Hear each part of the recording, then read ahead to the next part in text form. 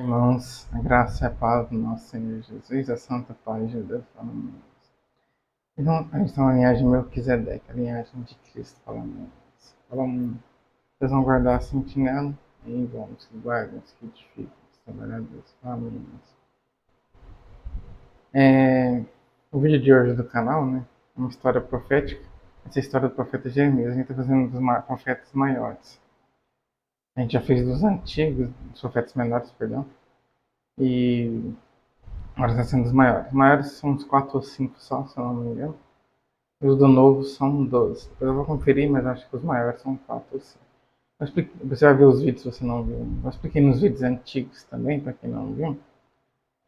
Esses profetas não tem nada a ver com o grau de importância, não. Tipo assim, esse maior ele é mais importante que os menores. Não, não tem nada a ver. A quantidade de capítulos da Bíblia que eles escreveram. Não estou entendendo isso aí. Os maiores escreveram mais, os menores menos. Fala meio. Não significa que um é mais importante que o outro também, não. Fala menos. Hoje vai ser Jeremias, profeta Jeremias. A história dele está em vários sites, geralmente só tem em 3 sites. Inteligência artificial também.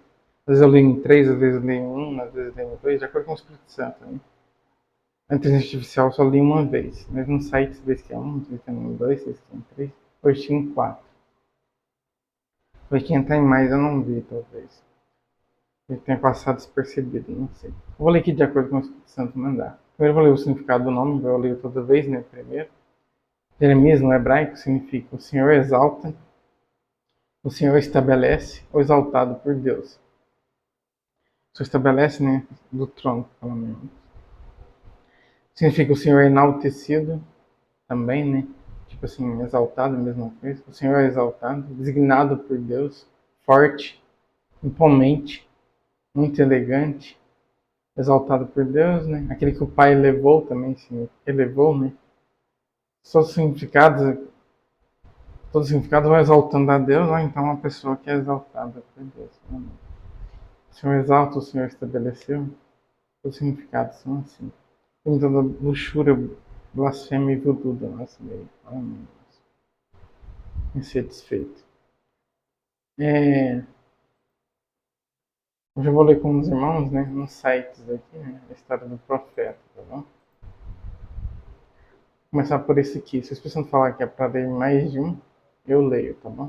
Agora senão vai ser esse. Esse aqui é um que eu achei numa linguagem para crianças. Se você não mandou ler esse primeiro, deixa alguma criança vendo, chama atenção. É um PDF colorido, né, com a história. Não tem como mostrar aí para vocês, né? Do jeito que não posso também por conta de direitos autorais.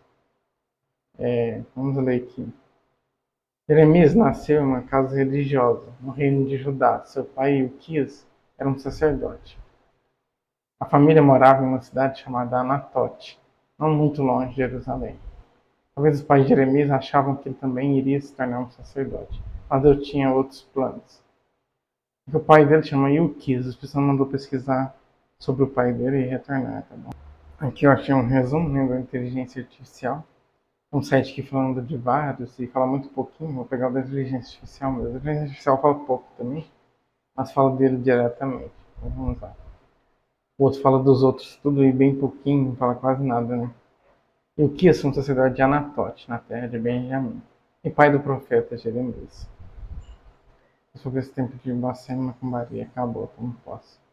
Ele pertencia à linhagem sacerdotal que vivia nessa cidade. Nós somos a linhagem sacerdotal de Melquisedeque.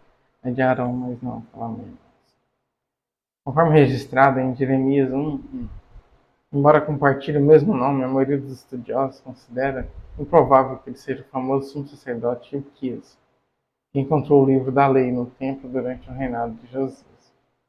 Detalhes sobre Ilquias, pai de Jeremias. Isso a gente está lendo agora.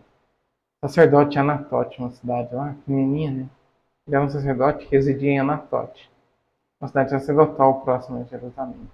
Designado aos descendentes de Arão. A pessoa mandou falar, né? A cidade depois se tornou enorme depois. Contexto familiar. A Bíblia menciona no livro de Jeremias 1, versículo também 1, que o profeta era filho de Ilquias, um dos sacerdotes que estavam em Anatote. Identidade distinta. Diferente do sumo sacerdote Ilquias, que serviu no templo, que é outro, né? Está em 2 Reis 22. O pai de Jeremias é identificado especificamente com a localidade de Anatote, sugerindo ser uma pessoa diferente. Influência. Como sacerdote, é provável que Uquias tenha criado seu filho no temor do Senhor, influenciando no início da vida de Jeremias, que começou seu ministério durante o reinado de Josias. Ele começou com bênçãos dobradas. Usando o profeta Isaías, que foi o primeiro maior que a gente viu, né? A gente acabou os menores, tanto esse, eles começaram a buscar Deus na infância. O povo de Israel, a maioria, é povo escolhido por Deus, né? A maioria buscava desde a infância mesmo, por isso. Mas Deus mandou destacar isso. Embora existam outros homens chamados Ilquias no Antigo Testamento, o pai do profeta é a figura que permitiu a linhagem sacerdotal de Jeremias. Como a gente viu, não fala tanto dele, né, do pai, fala mais do filho, fala menos. Assim como Deus, né, fala bastante Jesus na Bíblia. E que Deus mesmo fala bastante também, né, mas Jesus também fala muito. Mas aqui no caso de Jeremias, falava mais do filho, né, no caso de Jeremias em si. Vou continuar a história aqui no site infantil das crianças. Na época do nascimento de Jeremias, o povo de Deus não estava vivendo de acordo com a palavra de Deus. Quase todo mundo, desde o rei até o mais humilde trabalhador, adora deuses falsos, estranhos, mesmo dentro do templo santo de Deus. Até mesmo dentro do templo de Deus, eles estavam buscando outros deuses. Hoje em dia tem gente assim, no templo do Senhor busca outros deuses. Eles todo falcatrua e fogo santo. Quando Jeremias era um jovem, Deus falou com ele. Eu já te conheci antes de você nascer. Deus disse a Jeremias, eu te preparei para que você fale por mim. Fala que Deus escolheu ele do ventre da mãe. Amém. Assim somos nós. Rosana nas alturas. Ele vive, né, o Redentor, para todo sempre. Amém. O chamado de Deus precisa assustar Jeremias. Ah, Senhor Deus, ele gritou. Eu não posso falar porque eu sou uma criança. Ele era mais do que uma criança, tinha 20 anos de idade. Mas Jeremias não achava que ele poderia falar de Deus contra a maldade ao seu redor. Envia fogo santo nesse focatruz, não temas, Deus mandou. Não fique com medo. Não apavorem porque eu sou o teu Deus. Esse versículo na minha mente. De bom ânimo, eu venci o mundo. Esse outro também. Amém. Jesus irá a rosa de Sarão. Somos frutos herdeiros de Benjamim. Somos toda falcatrua. Não tenham medo. Não tenha medo. Deus garantiu a Jeremias. Vai aonde quer que eu vos envie. Diga o que eu disser para você dizer. Deus mandou falar, né? Tem 365 vezes na Bíblia, não temos. Um dia por ano. Mas até pro ano bissexto ela também serve. Quem não sabe, o ano bissexto é um ano que tem um dia a mais. Né? Então não fique com medo, Deus envia. Envia fogo santo nesse focatruz. Estou com você, eu te livrarei. Deus mandou falar, né? Então Deus fez algo especial. Deus tocou a boca de Jeremias. Começou com um bom enxágue bocal essa noite. Tá Deus deu força, coragem e sabedoria. Jeremias, ele falou ousadamente, lembrando as pessoas que Deus os amava e queria ajudá-los, mas ninguém o ouvia, nem mesmo o rei.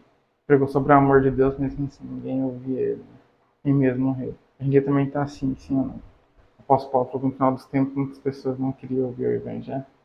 Está vendo que o Jeremias está pregando sobre o amor de Deus, mas mesmo assim eles não queriam ouvir. É um profeta pregando do amor. Alguns pregavam mais sobre a lei ou então a justiça, né? Principalmente a justiça. Vamos lá. Arrependimento também. Até os sacerdotes ficavam irritados e disseram-lhe para falar de Deus. Os sacerdotes de Deus, né, ficavam irritados de Deus, entre aspas, né? Eles pregavam. Havia também os falsos profetas que disseram que Jeremias não estava dizendo a verdade. Tinha falsos profetas que pregavam contra ele, falavam que ele estava mentindo. Mas quem estava mentindo eram os outros. Né? Mas Deus testifica no momento certo. Muita gente acreditou que Jeremias era falso mesmo. Inclusive, muita gente chamava ele de traidor, né? Vou falar isso mais pra frente, talvez. Mas Deus mostrou que ele era verdadeiro, tanto que está na Bíblia, né, de Jeremias. Vamos lá. No momento certo, tudo tinha demorado. Jeremias lembrou às pessoas que cerca de 100 anos antes, o reino do norte de Israel abandonou a Deus. Eu expliquei várias vezes aqui no canal, né? O reino de Deus se dividiu em dois, né? Reino do norte e reino do sul. Reino do norte é a maioria das tribos, né? Sul é Judá e Benjamim. Depois do pecado de Salomão, que teve essa divisão. Deus dividiu o reinado dele em dois. Só que ele estava na velhice já, Deus ia tirar o reinado todo. Ele lembrou que fez uma promessa para Davi, né? A descendência dele iria reinar, né? O pai dele. Né? Aí deixou Salomão reinar. Também ele estava na velhice, Deus deixou ele reinar ali. Depois o filho dele ia reinar só duas tribos, Judá e Benjamim, por causa do pecado dele. Na verdade, só ia reinar em Judá. Depois Deus mudou de ideia, deu Benjamim também. Fala menos. Aí Deus enviou o profeta Aías, ou Aias, não sei como que se fala. Cada um fala de um jeito o nome dele. Aí o profeta determinou que teria duas tribos e o outro 10. Foi assim que aconteceu. Em toda obra de blasfêmia e macumbaria do nosso meio. Amém. Dizer que Deus mudou de ideia, assim ou não. Dizer que Deus também muda de ideia. Amém. Não dá tempo a pessoa mudar de ideia, nascer de novo, né? Assim ou não.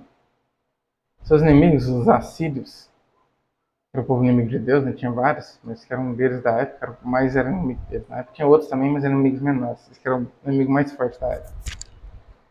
Os conquistaram e levantaram todos os israelitas a terras distantes. Eles conquistaram o território, né? E levaram os israelitas, o povo de Deus, para outras terras distantes. O santuário de Maomé vai ser desfeito, não vai ter mais.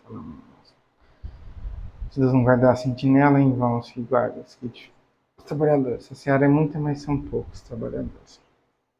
Amém, irmãos. Agora o povo de Judá, o reino do sul, tinha abandonado Deus. Os exércitos inimigos já estavam em marcha. Será que Deus permitiria que seu povo fosse conquistado e levado para o exílio também? Uma pergunta. Depois do pecado de Salomão, da idolatria, né?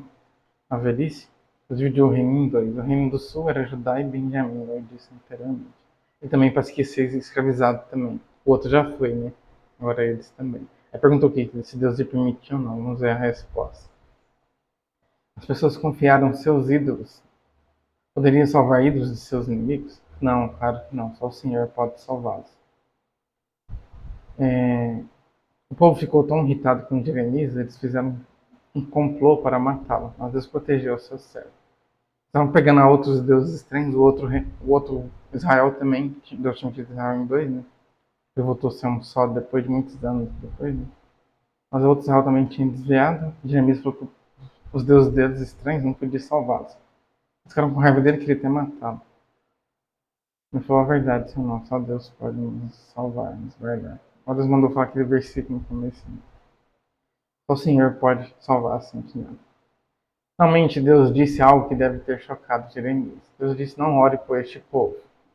Eu não vou ouvi-los quando eles chorarem pedindo minha ajuda.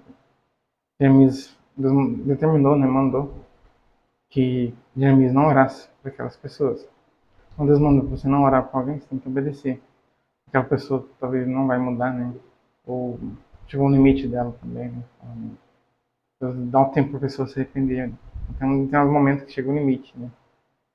E Deus ordenou para Jeremias não orar para aquelas pessoas. Também sacanear sacerdotal do Melquisedeque. Debaixo da linhagem de Arão, mas não. Falando que talvez Jeremias tenha achado estranho, talvez. Ou talvez não, talvez tenha compreendido o plano do Senhor. Amém. Irmãos, continuando aqui, né? Jeremias advertiu o rei que ele iria perder a batalha contra o exército de Babilônia.